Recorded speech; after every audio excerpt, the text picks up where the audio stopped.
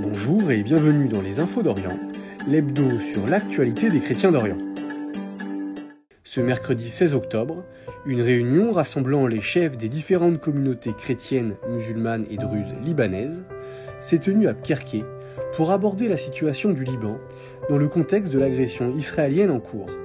Dans un communiqué conjoint, les leaders religieux ont appelé à la solidarité nationale pour défendre le pays et souligner l'urgence de renforcer les institutions étatiques et notamment l'élection rapide d'un président de la République, après presque 2 ans de vacances présidentielles.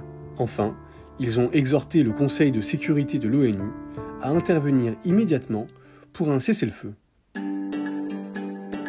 L'une des plus anciennes églises chrétiennes du monde a été découverte en Arménie.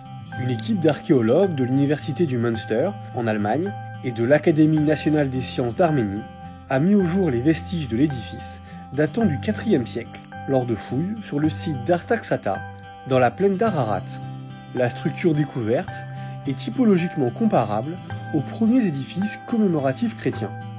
Cette trouvaille n'est pas un hasard en Arménie, premier État à avoir adopté le christianisme comme religion officielle en 301 après Jésus-Christ.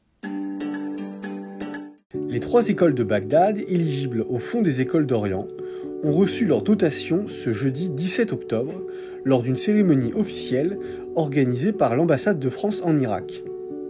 Le Fonds des écoles d'Orient, créé par le gouvernement français et l'Œuvre d'Orient, a pour objectif d'aider financièrement les écoles chrétiennes du Moyen-Orient, participant à la diffusion de la langue française dans la région. Il fête cette année son 5e anniversaire.